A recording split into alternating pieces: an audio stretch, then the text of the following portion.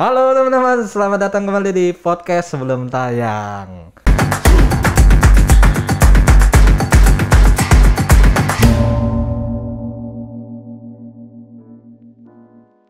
Dan di episode kali ini gue kedatangan salah satu stand up comedian dan juga seorang aktor dan juga seorang sutradara dan juga seorang komedi konsultan dan juga kok banyak banget seorang suami menuju seorang ayah. Amin ya Allah. Amin.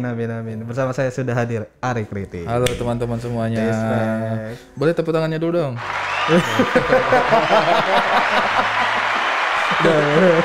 Oke, jadi berasa meriah. Benar.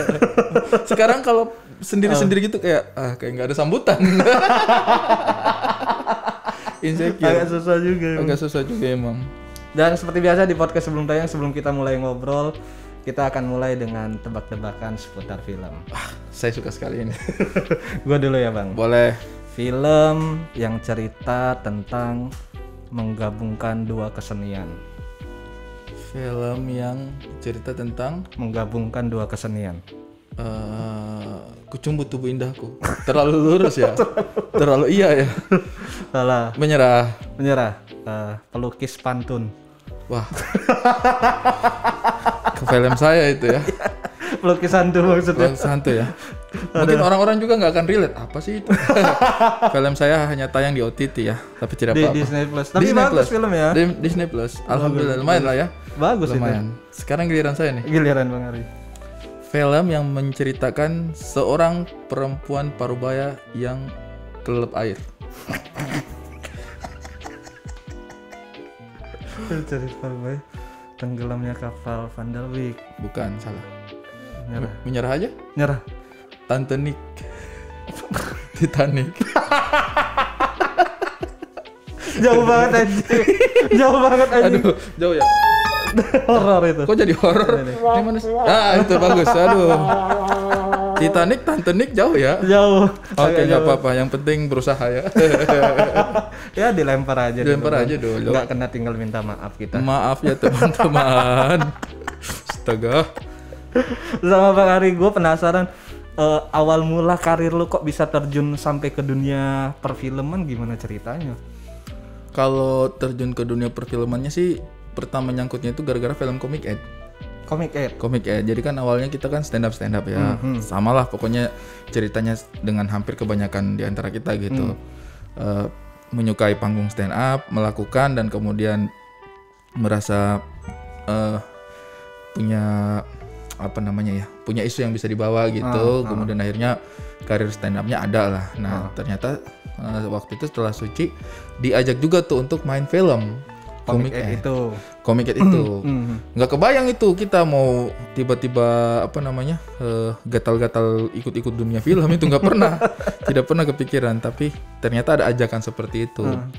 Nah, akhirnya ikutlah itu film Comic Ed kan yang pertama. Nah, setelah film Comic Ed itu terus ternyata masih ada ajakan lagi main di beberapa film.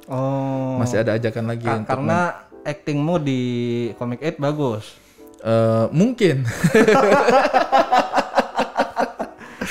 Kita bahas Comic Ed film pertama lu berarti. Film pertama. Itu diajak emang lu yang dipilih. Oh, ini perannya Ari Kriting atau harus lewat proses casting gitu? Enggak, waktu itu kita diajak memang nama-namanya yang keluar. Sudah ditunjuk sama teman-teman dari produser sama direkturnya itu sudah dipilih. Jadi ketika cerita itu dibayangkan, orang-orangnya sudah yang itu dan tidak ada pergantian cast. Nggak ada pergantian cast. Jadi emang Comic Ed ya itu yang berdelapan itu. Nah, maksudnya kan lu emang basicnya stand up comedian di panggung, ngebuat materi sendiri, nulis, bawain sendiri. Tiba-tiba harus berhadapan di depan kamera membawakan dialog yang tandemnya mungkin orang-orang hebat yang mungkin baru lu temuin gitu.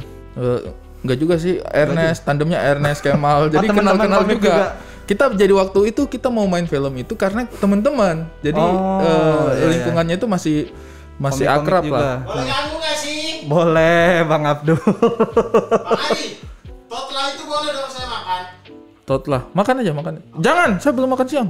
Ada dua, kan saya satu. Oh ya sudah, aku makan satu boleh. Iya, siap Bang Abdul. Nggak ada sopan santunnya ya. Nggak apa-apa bang, seadanya. Ya udah. Nggak bisa diedit juga ini masuk pasti. Astaga, Abdur merusak podcast orang Anda itu. Lanjut tadi ceritanya ya. Iya. Jadi kita waktu itu mau main film karena circle-nya sama gitu. Jadi masih kenal-kenal. Itu waktu itu silakan tanya sama Babe Cabita sama Viko. Waktu tawaran itu masuk, kami itu lagi di Bali. Tour stand up comedy. Oh, turnya betul Suci Ya. Tiga. Lagi di Bali, masuk ini email ajakan main film. Terus saya sama Viko sama Babe waktu itu di hotel ketawa-ketawa. Kayak apakah yang dipikiran orang ini gitu, tiba-tiba ngajak kita main film, aneh-aneh aja dunia ini. Jadi kami itu sudah rencana menolak. Hah? Kenapa? Saya sama Babe sama Viko itu sudah rencana menolak. Karena menurut kami itu nggak mungkin, nggak pas gitu. Apaan sih ini? Kami tuh sampai ketawa-ketawa tuh di pinggir kolam renang itu, kita mencoba, emang kita bisa nggak ya main film? Jadi kita tuh kayak panggil-panggilan nama, hey Abdul kesini dong, sama Babe, terus ketawa-ketawa sendiri kayaknya aneh banget ya. Hey Rudy mau kemana kamu? Gitu, jadi kayaknya nggak bisa deh. Terus akhirnya ternyata film itu kita pakai nama sendiri, jadi kayak kan Babe di situ panggilnya Babe, Ari gitu, Viko. Jadi akhirnya kita tetap main itu. Kita jadinya waktu lihat itu. Karena lihat nama-nama pemain yang lain. Ada Ernest Prakasa. Ada Bintang BT. Ada Mongol. Masih kenal-kenal semua ini. Jadi akhirnya kita datang tuh. Akhirnya main. Nah maksudnya kan lu di sana kan bukan tandemnya kan bukan cuma sama komik-komik aja kan, ada kayak Nikita Mirzani. Betul. Ada Nikita Mirzani. Tapi Nikita Mirzani kan juga Nyai kan orangnya slow gitu juga kan. Iya. Jadi santai banget dia. Tidak melihat kita sebagai siapa sih nih orang dari mana? Ya mungkin dia melihat kita siapa sih nih orang dari mana. Tapi dia orangnya santai gitu. Jadi asik lah ya. Asik. Dia nggak kayak star syndrome gitu. Jadi dia kayak ya menganggap kita manusia lah. Jadi kita tidak merasa rendah diri di situ. Terus film pertama itu. Di situ udah mulai ngerasa kayak ini jalur gua aktor nih kayaknya. Sangat.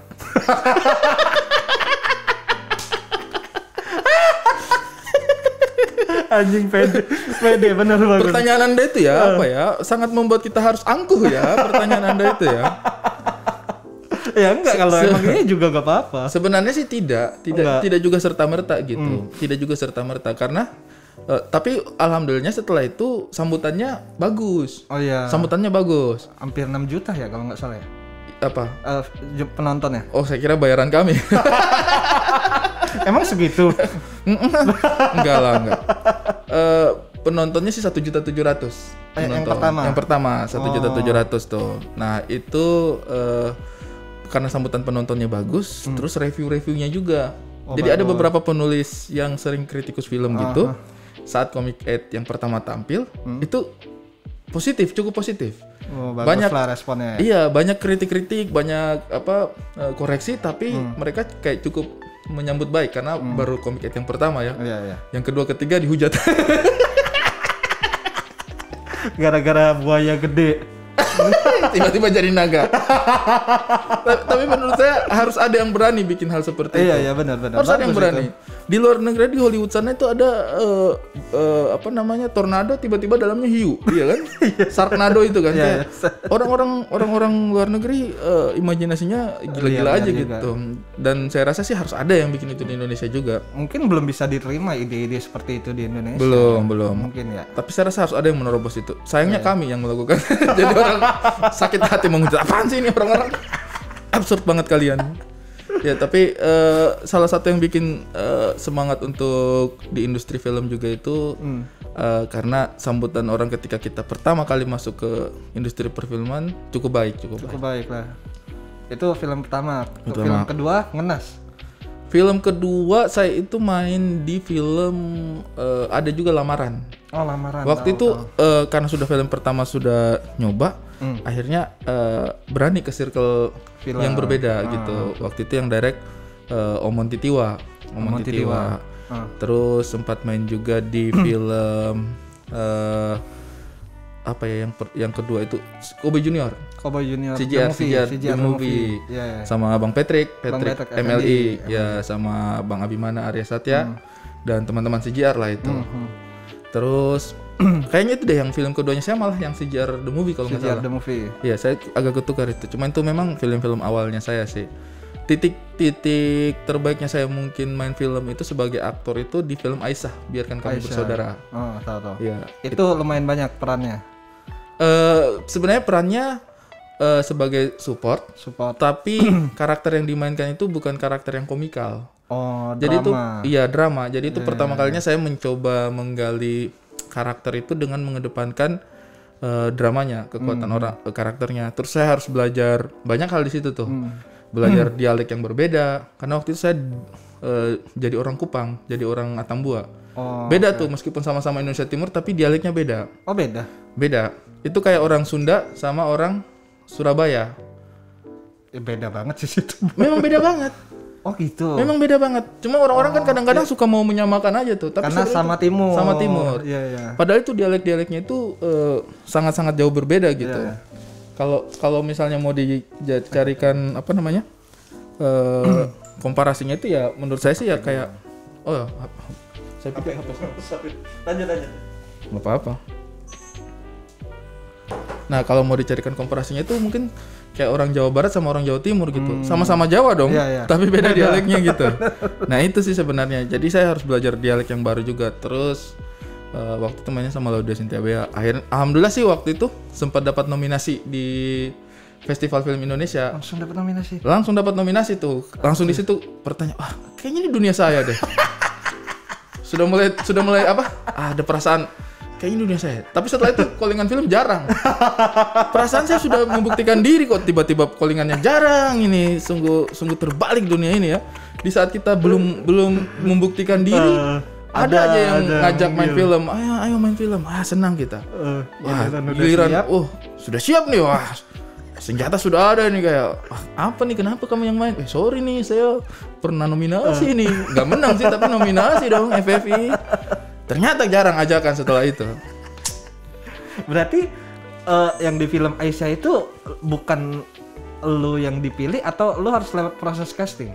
Atau langsung dipilih juga, Lu nggak pernah ngelewatin proses saya casting? Bukan nggak pernah melewati proses casting, tapi saya justru tidak pernah berhasil ketika melalui proses casting.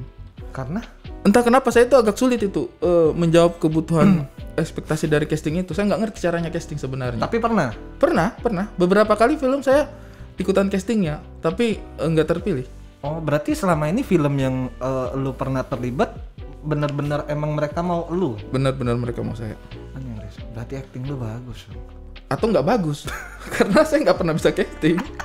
Kalau jago ya menang lewat casting dong. Iya juga sih, benar-benar. Iya, itu menurut saya casting itu misterius sekali. Ada beberapa teman itu aktor yang masuk lewat casting gitu kayak, bagaimana caranya mereka melakukan itu gitu.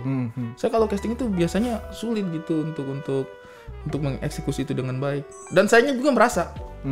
Jadi bukan hanya produksi filmnya yang bilang kurang. Ketika selesai casting itu saya juga kayak, saya ngapain sih tadi gitu. Jadi itu misterius banget loh casting itu. Salut saya sama yang lolos lihat casting itu. Susah itu. Berarti dari semua film lu lebih banyak berperan komedi tentunya. Lebih banyak berperan komedi. Lebih nyaman di situ dong. Lebih cuma bisa itu sih sebenarnya. Orang apaan? Iya, saya lebih nyaman peran-peran ini. Ya, memang cuma bisanya itu aja sih sebenarnya. Sampai akhirnya lu bergeser ke circle komedi konsultan. Belakang layar. Benar. Itu pertama yang ngajak Ernest Prakasa.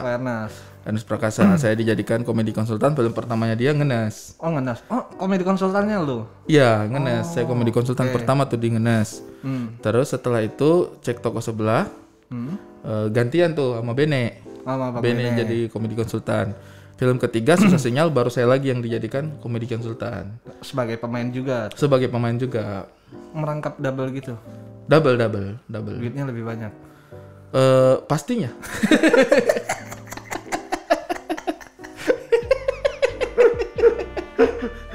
Ya iyalah, antara hanya main dengan hanya komedi konsultan, dua-duanya ya udah pasti akumulasi dong. Bener. Atau saya juga tidak sadar sih apa mungkin waktu itu bayaran saya sama aja gitu ya. Wah, ini komedi konsultannya nih, ya mumpung dia ada di set jadiin main lah gitu. Mungkin bayarannya sekalian mungkin saya hanya dibayar jadi pemain jadi komedi konsultan. Nggak tahu juga ya sebenarnya. Nah maksudnya nggak ada beban gitu kan. Terlebih kalau kita bicara komedi konsultan kan tentunya ya filmnya nggak akan lepas dari film komedi. Dan pemainnya juga pasti emang aktor di dunia komedi kan, bahkan stand up comedian. Betul. Nggak ada beban gitu kayak anjing gua harus buat lucu scene ini sedangkan yang main udah lucu gitu. Oh enggak, saya lucu kok soalnya. Menjawab sih udah menjawab pertanyaannya. bagus. Jadi sebenarnya kalau komedi konsultan itu tidak, ini yang harus teman-teman pahami ya. Komedi konsultan itu bukan selera komedi kita yang di bawah, yang dipertaruhkan sebenarnya. Tetapi justru pemahaman kita terhadap formula komedi. Jadi misalnya teman-teman merasa tidak terlalu lucu di luar sana, tetapi paham formula komedi, terbuka peluang untuk menjadi komedi konsultan. Oh bisa. Bisa. Jadi bukan berarti harus lucu gitu untuk jadi komedi konsultan, tapi paham pattern yang akan ditampilkan, sehingga antara pemain dengan sutradara eksekusinya ketemu. Jadi kita itu di tengah jembatan, menjembatani antara selera komedinya director dengan eksekusi dari pemain. Komedi konsultan tuh kerjanya seperti itu. Jadi kalau misalnya tidak beban, ya enggak juga. Justru ketika pemainnya sudah paham komedi, pekerjaan selanjutnya saya adalah melihat works nggak ini komedi yang mereka mainkan. Kalau menurut saya, wah lucu nih, sudah saya tinggal komunikasikan ke director aja. Pak ini udah lucu Pak, jadi komedinya nih. Nanti misalnya director pengen tanya itu lucunya di sebelah mana ya. Nanti saya tinggal jelasin. Iya Pak, jadi ini setupnya ini mereka lagi seperti ini. Nanti punchline-nya pas mereka begini. Oh gitu. Jadi cuma menjelaskan strukturnya aja bisa gitu. Nggak pernah dapat sinis gitu dari pemain yang ketika lo ngasih masukan, nggak lucu nih. Aji sama Awe.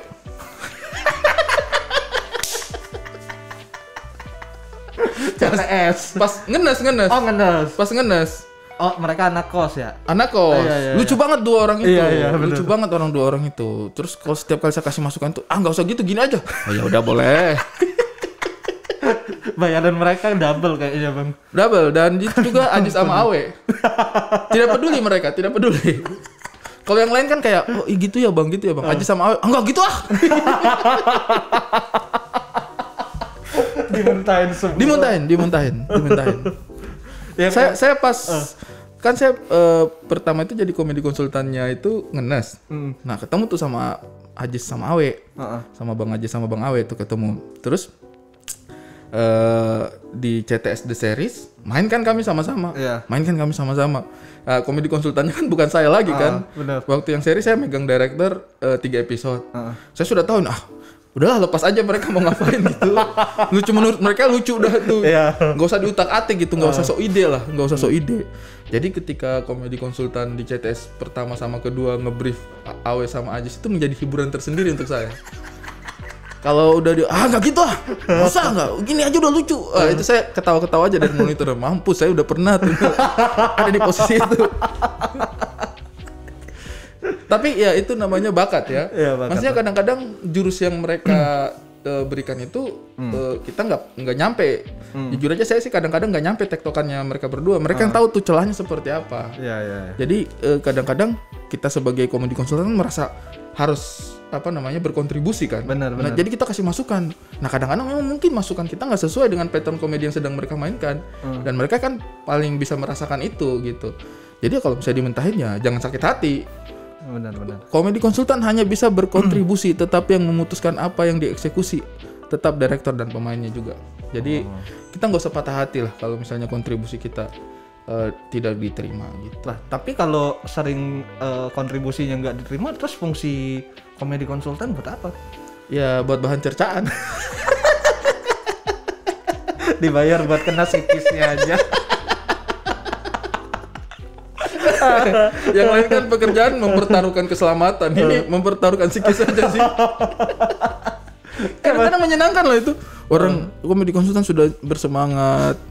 Ya Pak, kita bikin komedinya gini. Udah antusias sekali.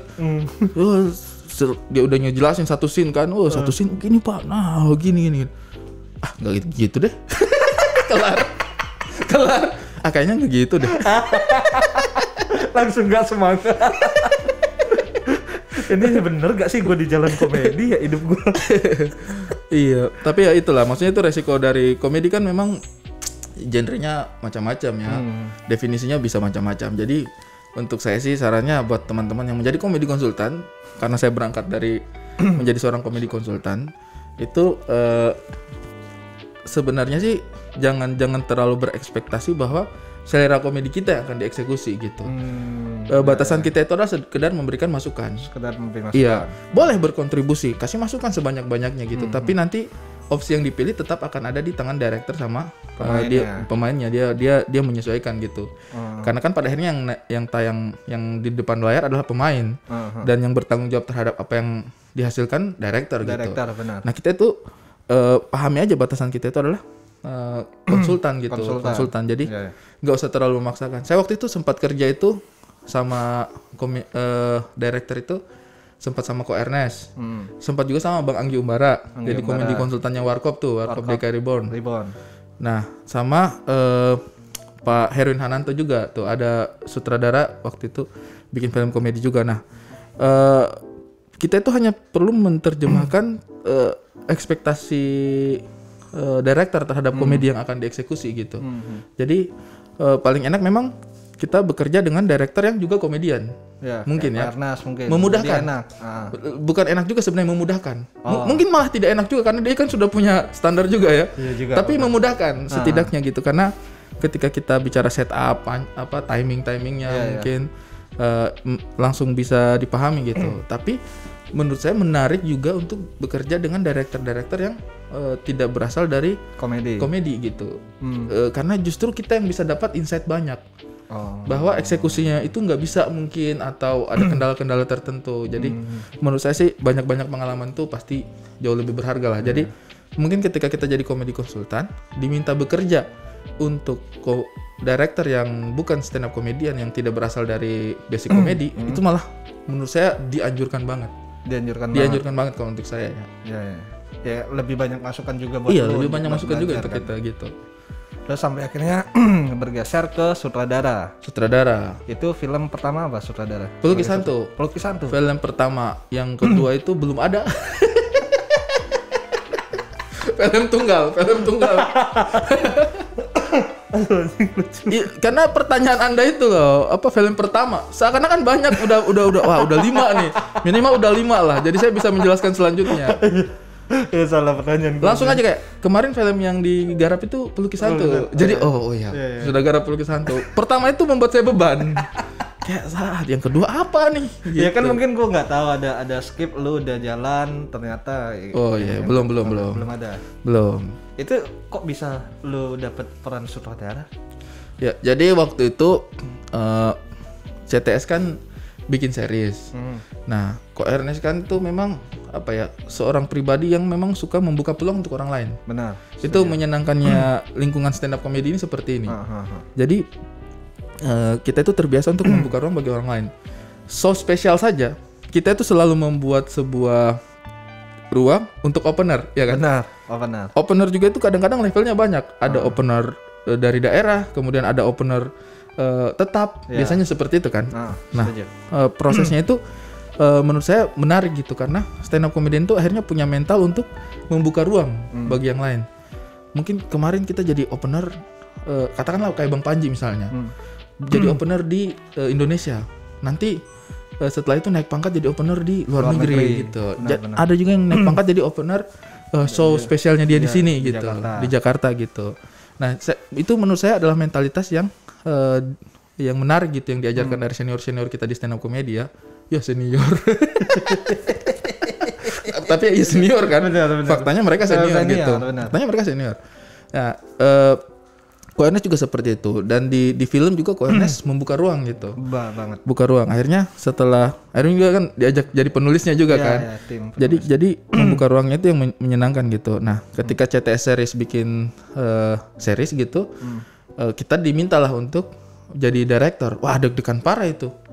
Kok deg-degan, kan lu udah punya basic di belakang layar gimana? Iya, tapi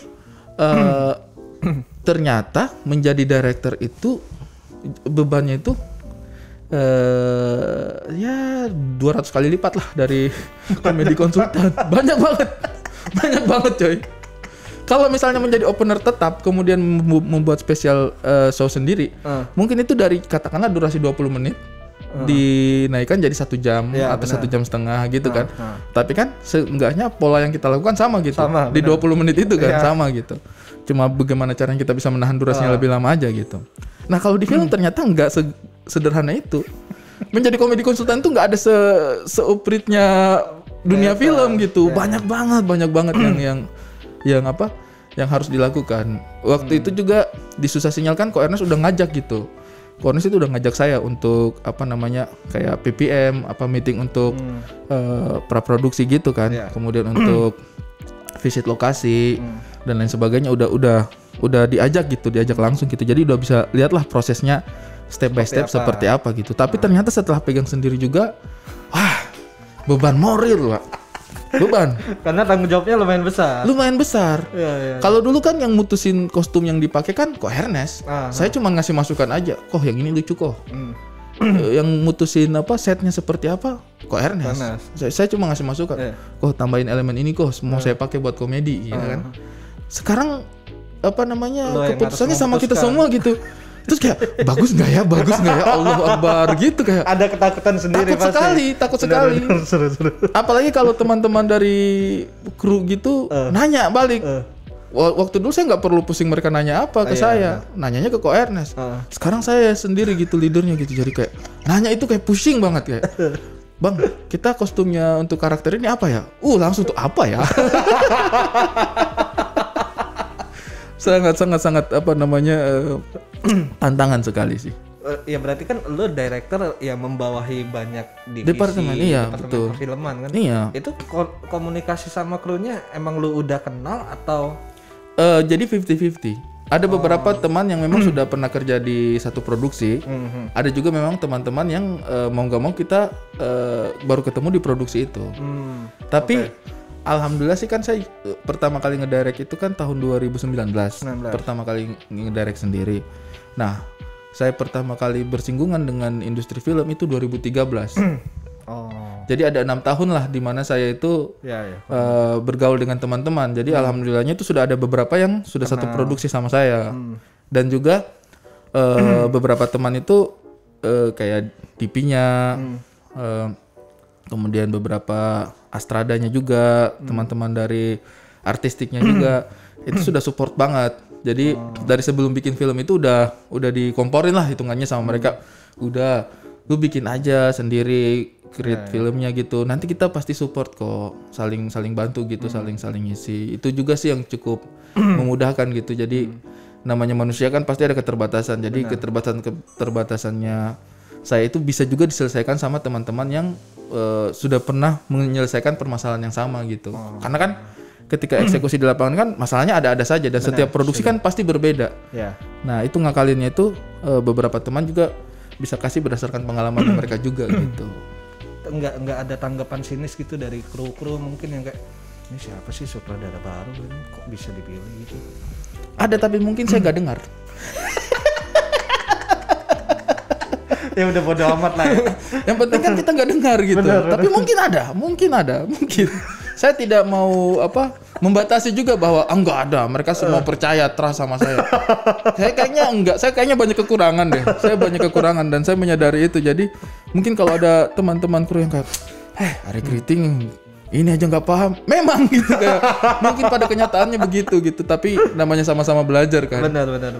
Saya sih bersyukurnya teman-teman kru juga membuka ruang untuk saya belajar gitu. Jadi untungnya sih teman-teman yang kemarin di Pelukis Hantu sih baik-baik semua gitu. Jadi banyak saran dari mereka juga sih yang kayak, Bang lu mau gambarnya seperti ini kan, bikin gini aja Bang. Wah terima kasih gitu. Tinggal saya membayangkan juga masuk nggak ya kalau dibegini. Oh iya masuk gitu. Jadi saling support lah.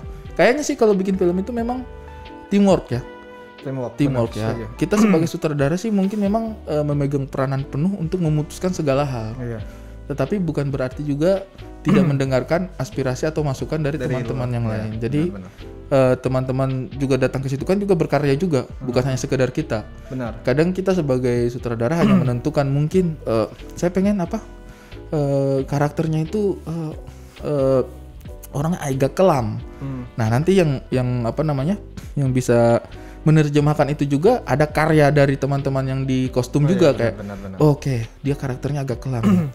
saya boleh nggak kasih baju yang seperti ini nih, wah masuk nih. Jadi mereka juga berkarya gitu di situ. Tidak hanya sekedar mengeksekusi perintah kita, permintaan kita, tetapi mereka juga datang itu niatnya juga untuk berkarya juga. Kayak misalnya teman-teman dari artistik, oh orangnya agak tertutup, oke saya bikin kamarnya seperti ini, ada elemen-elemen ini. Nanti kita juga bisa tanya balik, bang itu kenapa ada barang itu di situ ya? Oh ini untuk melambangkan sisi tertutupnya dia seperti ini. Wah masuk bang, gitu. Jadi teman-teman kru film itu juga dari setiap departemen juga itu adalah orang seniman juga gitu. Kita harus sadar bahwa mereka seniman juga dan mereka datang situ berkarya juga. Berkarya gitu. juga sama-sama. Jadi sama-sama mengkolaborasikan karya tersebut. Benar. Berarti kayak ya itu kan film pertama lu sebagai director juga, yang dimana lu ya pengalaman sebelumnya oke lah, mungkin udah ada komkon, udah ada aktor. Ketika di plot menjadi sutradara bebannya gede banget, berarti kayak lu harus membuat keputusan untuk sebuah produksi film, tanggung jawab lu kan gede banget. Gede banget. Gak ada ketakutan sama sekali di awal. Kalau ketakutan sih pasti ada ya. Takut banget saya itu waktu mau jadi director itu. Cuman ya itu tadi, karena saya ketemu dengan teman-teman yang meyakinkan bahwa kita bisa melalui itu sama-sama gitu. Dan menurut saya menariknya dunia perfilman itu dia tadi teamwork-nya itu. Jadi selama kita bisa menemukan teman berkarya yang punya visi sama gitu, saya rasa sih kita akan bisa sampai pada titik yang dituju gitu. Jadi kita mungkin saya akan jauh lebih takut, bahkan mungkin akan mundur ketika saya tidak punya orang-orang yang bisa dipercaya di situ. Tetapi karena orang-orang yang di sekitarnya saya, kan nggak mungkin nih saya yang megang kamera sendiri, yang megang sound sendiri, yang ngatur artistiknya sendiri, terus yang acting sendiri lah. Itu mah bukan film, stand up comedy itu. Itu stand up comedy itu. Kita nulis sendiri, kita juga aktornya, kita juga direkturnya gitu. Nah, tapi kalau film layar lebar ini kan melibatkan banyak orang gitu. Jadi harus memastikan, tugas pertamanya mungkin sebagai direktur itu memastikan bahwa semua yang terlibat di situ satu misi gitu, satu tujuan gitu, dan satu pemahaman gitu. Iya, untuk membuat karya itu. Iya. Aktor, penulis, sutradara, komkon, lebih nyaman yang mana di dunia perfilman? Di dunia perfilman, aktor, sutradara, penulis dan komedi konsultan. Sebenarnya yang paling menarik itu menjadi komedi konsultan loh. Komedi konsultan. Menurut saya itu yang paling menarik itu menjadi seorang komedi konsultan. Karena emang dunia lu di sana. Satu, dua juga komedi konsultan itu kita mengulik, mencoba mencari sesuatu yang baru, mencoba mencari gagasan yang baru, mencoba mencari perspektif yang berbeda gitu, tanpa harus terlalu dibebani sama hal-hal yang sifatnya mutlak gitu, normatif. Kalau kayak di penulisan kan udah jelas tuh. Pasti kita punya draft 1, draft 2, draft 3, ada deadline penulisan, ada jumlah scene yang harus kita kejar, ada dialog-dialog, jumlah halaman yang harus kita kejar gitu. Kemudian kalau jadi director, wah lebih ribet lagi tuh kan. Pusing banget pikirannya gitu. Harus ngurusin departemen ini, departemen itu. Kalau jadi mungkin yang menarik, yang menyenangkan untuk saya sih dua itu sih, menjadi aktor atau menjadi komedi konsultan. Karena nguliknya, ide-idenya itu bisa kita masukkan gitu. Tetapi secara beban kerja cukup fokus dia, cukup ngurusin itu aja gitu. Jadi nggak harus terlalu dikejar gitu. Terlalu difokuskan pada satu hal aja. Satu hal saja gitu. Kalau kayak jadi komedi konsultan tuh, kita baca naskah, wah ini lucu nih. Gimana ya caranya saya bikin lebih lucu? Gitu. Terus kita baca naskah, wah ini kurang lucu nih. Gimana ya saya bikin ini menjadi lucu? Sudah ada bahan bakunya gitu. Kalau menulis kan dari tidak ada gitu kayak apa nih yang harus terjadi ya, di mana tempatnya ya, siapa yang melakukan apa ya. Kalau menulis kan beban kerjanya banyak gitu. Nah komedi konsultan itu sudah ada bahan bakunya, jadi kita tinggal mengasah itu. Kemudian set juga, turun di set kita udah lihat, wah ada meja, ada kursi, ada lampu. Kok jadi kayak lagu rap ya. Yo di sini ada meja. Nah kita lihat di set ada apa aja gitu. Kemudian apa yang bisa kita jadikan komedi ya. Tapi yang nyiapkan setnya bukan kita gitu. Yang pusing teman-teman artistik. Aduh harus nyari meja nih, harus nyari lukisan nih ya kan. Benar. Nah komedi konsultan itu menurut saya sebuah profesi yang cukup menarik untuk kita tempati sebagai profesi gitu. Menarik banget itu. Tapi balik lagi sedikit, ketika lu mendapat nominasi di FFI Film Aisyah ya, sebagai apa, nominasi apa? Pemeran pembantu terbaik. Pemeran supporting terbaik saya waktu itu. Ya, itu kan lu diumumkan menjadi ya, salah satu nominatornya lah. Iya. Lu kayak ini gue kayak ini menang nih. Ada perasaan kayak gitu nggak? Ada. Terus sudah nyiapin kata-kata sambutan? Sudah, panjang. Saya sudah ingatnya, saya harus berterima kasih sama siapa aja ya. Director saya, oh ini namanya, produsernya kemarin, oh ini namanya, PH-nya apa ya? Saya harus sudah ingatnya itu. Oh siapa ya? Oh Ko Ernest, oh di Pak Andika, saya harus nyebut nih nama-nama ini. Oh Allah Subhanahu Wa Taala, Allah Subhanahu Wa Taala. Saya akan buka dengan Allah Subhanahu Wa Taala. Kedua, biar saya kelihatan tidak durhaka, orang tua dulu nih. Sudah ada stepnya tuh. Aduh, tidak boleh terlalu panjang. Apakah saya harus menyisipkan pesan-pesan nasionalisme atau pesan-pesan kesetaraan? Wah, itu sekalinya dipanggil nama saya pada saat FFV itu, wah, saya akan memberikan sebuah speech yang mengandung unsur ini nih. Sudah tersusun.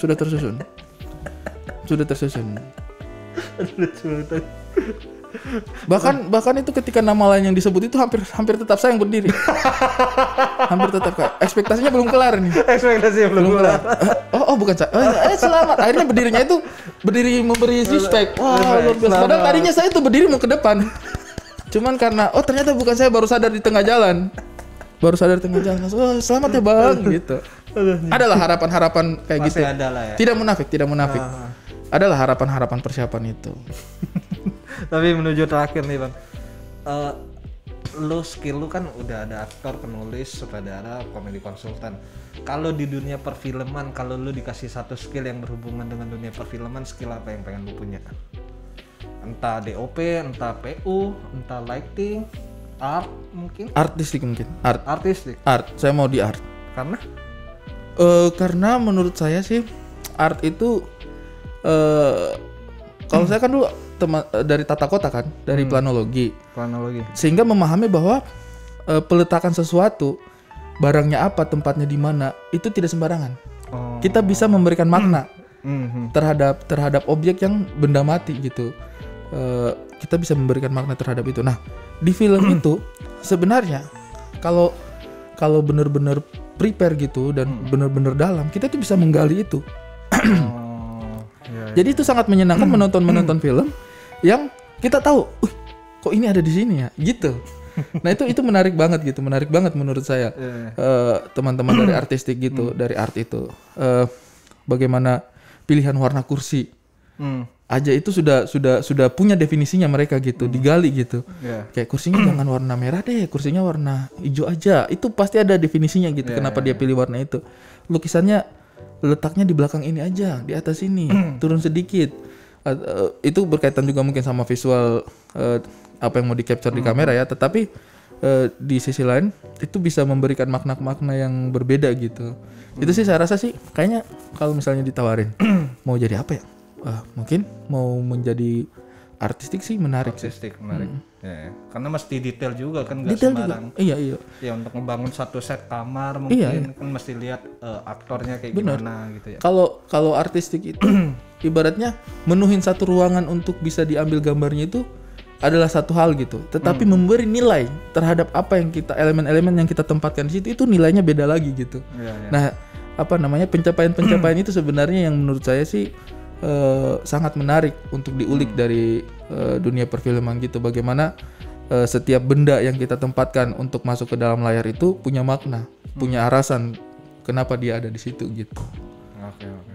Nah, lu punya perasaan kayak gini nggak? Kayak ketika berkecimpung di dunia stand up comedy kan, kayak lu yang sekarang nih ngelihat video stand up lu yang berapa tahun lalu, awal-awal mungkin ada kayak perasaan geli gitu nggak sih? Kebalik justru. Kebalik gimana? Saya justru merasa materi-materi stand up saya yang awal-awal itu justru untuk saya pribadi ya, jujur dan benar-benar merepresentasikan hal yang ingin saya lihat gitu, hal yang ingin saya capai gitu. Makin kesini saya merasa bahwa kenapa ya saya kalau bikin materi stand up, satu mungkin udah terbebani sama ekspektasi orang bahwa saya harus punya materi yang seperti apa gitu. Kedua, saya merasa bahwa apa yang saya sajikan dulu itu lebih murni gitu, pure gitu, daripada apa yang harus saya buat hari ini gitu. Itu mungkin yang bisa menjadi pertanyaan juga, kenapa sampai hari ini saya itu nggak bikin special show gitu. Karena justru saya melihat diri saya yang dulu lebih spesial daripada diri saya yang hari ini gitu. Kalau untuk saya pribadi gitu, saya merasa kayak dulu saya bisa ngambil angle ini, bisa ngambil sudut pandang ini, bebas banget, liar banget gitu. Mungkin kalau orang merasa ya nggak selucu itu, nggak rapi, tapi ketidaklucuan dan ketidakrapian yang dulu saya lakukan itu tulus gitu, murni gitu. Nah sekarang itu ada ekspektasi bahwa karena mungkin pengetahuannya udah nambah gitu ya, setup seperti apa, callback gitu. Jadi justru saya kadang-kadang merasa bahwa saya lebih suka diri saya yang stand up dulu daripada diri saya yang stand up sekarang sih sebenarnya gitu. Perasaan yang sama tertuang juga nggak ketika lu melihat ya diri lu sebagai aktor di film pertama lu sama dengan di film yang terakhir lu mainin? Kalau itu agak sedikit berbeda.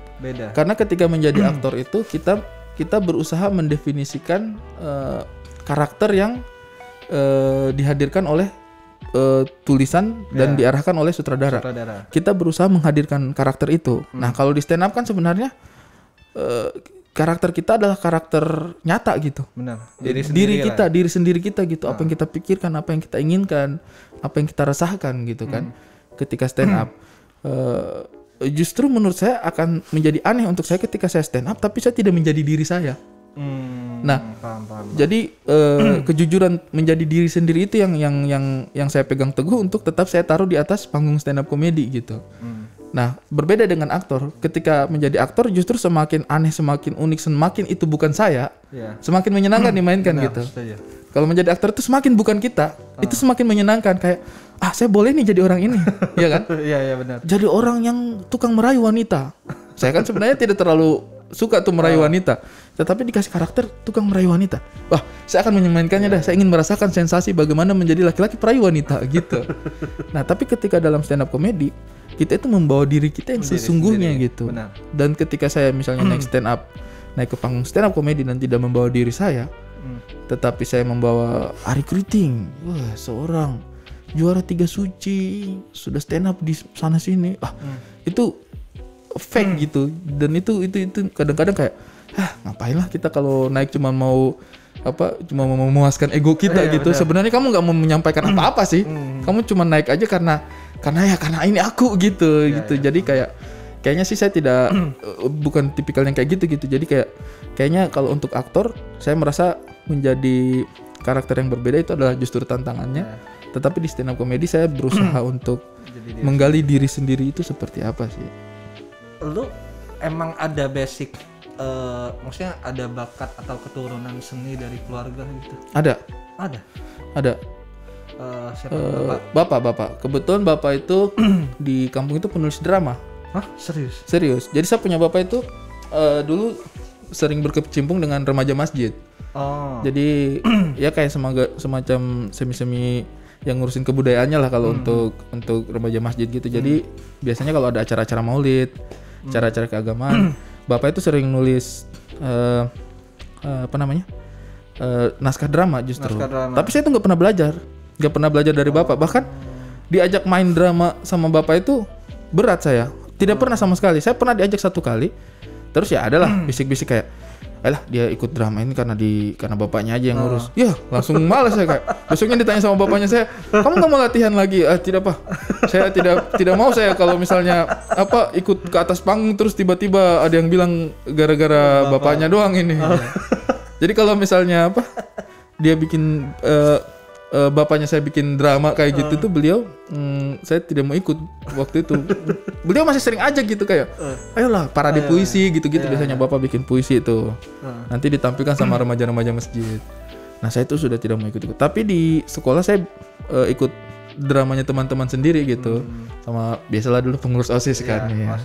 Jadi kalau misalnya mau ditanya seni sih dari bapak yang ada sih dari bapak. Berarti harusnya mereka udah nggak kaget ketika tahu lu berkecimpung di dunia film.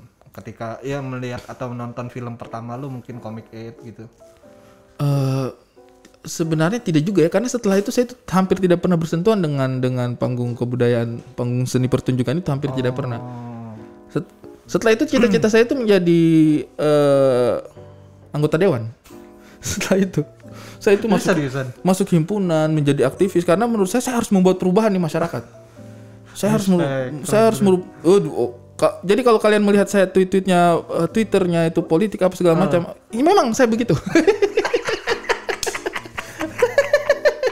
bukan sosokan, memang saya begitu. Sebelum saya jadi stand up comedian, saya itu memang berusaha peduli dengan segala hal. Saya tuh ingin Che Guevara memperjuangkan kemerdekaan. Saya ingin menjadi orang ini gitu kan. Luar biasa sekali. Saya ingin bermanfaat bagi orang banyak. Dulu saya merasa kayaknya saya punya kemampuan untuk membuat perubahan. Sekarang sih enggak. Ya udahlah, kayaknya masuk ke lingkaran itu juga akan begitu-begitu aja gitu. Kayaknya saya kalau ditawarin baju Louis Vuitton juga kayaknya nggak nolak sih. Jadi ya udahlah. Mungkin pada akhirnya kalau masuk ke lingkaran itu kita akan jadi sama. Agak aneh kayak misalnya teman-teman yang lain Louis Vuitton, kita Uniqlo sendiri. Kayak saya merakyat aja. Uniqlo nggak merakyat amat juga sih, murah sih tapi nggak merakyat juga. Jadi ya udahlah. Cuman ya itulah. Dulu saya tuh, jadi saya habis lulus SMA itu main drama di SMA mungkin 2 atau 3 kali gitu. Tapi itu juga tanpa sepengetahuan orang tua. Setelah itu saya tuh terlibat aktivisme aja tuh sama dunia himpunan. Kemudian akhirnya terlibat survei-survei di daerah gitu untuk pembangunan. Ya jauh lah dari dunia panggung. Oke, terakhir Bang, ada rekomendasi film nggak buat teman-teman yang lu suka banget, yang mungkin atau ini bisa lu tonton berkali-kali dan lu tetap menikmatinya gitu? Bebas, film Indo, film luar, lebih dari satu film juga nggak apa-apa. Mungkin yang paling yang cukup melekat di saya itu trilogi Before ya. Before Sunrise, Before Sunset, sama Before Midnight. Nah itu nggak tahu, belum nonton. Coba nanti nonton film itu, Before Sunrise, Before Sunset, sama Before Midnight. Jadi itu filmnya cuma tentang 2 orang ketemu aja. 2 orang ketemu? Iya. Ngobrol. Seri pertamanya itu Before Sunrise itu kalau nggak salah itu 94 atau 95. Kemudian mereka bikin Before Sunset itu 2003 apa 2004 gitu. Before Midnight-nya itu 2012 apa 2013 gitu. Jadi ada jeda-jeda berapa tahun kemudian dibikin gitu. Dan ceritanya mengikuti pertumbuhan karakternya dia. Berarti sepanjang film itu cuma dialog antara 2 orang itu toh? Iya, tapi dialognya bermakna banget. Dalam-dalam banget lah. Bukan dalam juga ya, tapi maksudnya tidak menjemukan gitu. Mereka bicara tentang hal-hal yang mungkin kita juga menemukan, tetapi tidak berusaha mendikte kita yang menonton gitu. Itu sih yang saya tonton gitu. Trilogi itu. Terus mungkin ada satu lagi itu filmnya Ethan Hawke yang main ya. Sama juga dia di Before Sunrise itu Ethan Hawke juga yang main. Di sini juga Ethan Hawke juga yang main tuh. Apa ya namanya ya? Pokoknya dia tuh filmnya tentang, mungkin teman-teman yang nonton konten ini mungkin bisa ngasih tahu teman yang lain judulnya apa di bawah ya. Jadi dia mengikuti sebuah kehidupan anak kecil dari usia 6 tahun sampai usia 18 tahun. Boyhood kalau nggak salah, Boyhood. Jadi filmnya itu dibuat sepanjang anak itu masih sesuai dengan umurnya anak itu. Kalau biasanya kan karakter kecilnya diperankan sama siapa, ntar karakter remajanya ganti orang tuh mukanya dibuat mirip-mirip atau kadang-kadang nggak mirip sama sekali gitu. Karakter dewasanya udah orang lain lagi kan. Nah ini tidak, jadi film itu dibuat sepanjang tahun itu, kalau nggak salah 9 tahun deh. Produksinya 9 tahun kalau nggak salah, apa lebih malah. Pokoknya dari anak itu kecil sampai dia lulus kuliah ceritanya itu. Nah dan itu dipotret secara real, Boyhood itu, nanti coba tonton deh. Jadi kita melihat pertemuan dan itu ceritanya itu tidak berusaha mengada-ngada. Cerita yang kehidupan itu bisa begitu aja gitu. Tidak berusaha kayak tiba-tiba menjadi apa gitu, enggak. Itu menurut saya adalah sebuah film yang terobosannya cukup luar biasa karena mereka pede sekali ya, semua yang bermain di situ itu masih hidup selama 9 tahun loh. Iya juga. Bayangkan kalau salah satu pemerannya meninggal dunia tahun ke-6, kita mau ganti. Ya, bukan, konsep filmnya nggak bisa ganti pemain. Kalau konsep filmnya bisa ganti pemainnya, kita bikin 6 bulan aja cukup. Ganti orang ini. Nggak usah sampai 9 tahun. Iya, nggak usah sampai bertahun-tahun itu. Jadi kalau teman-teman mau nonton film Before Sunrise, Before Sunset, dan Before Midnight, itu trilogi. Sama Boyhood. Itu cakep menurut saya sih. Oke. Kalau gitu udah 50 menit. Terima kasih Bang Hari. Thank you untuk main di brother, siap. Sehat-sehat selalu. Sampai ketemu lagi teman-teman di podcast sebelum tayang. Bye.